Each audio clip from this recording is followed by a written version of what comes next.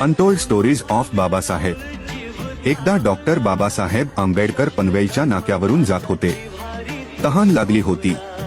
त्यांनी गाडी थांबवली आणि जवळच्या हॉटेलमध्ये पाणी मागितलं.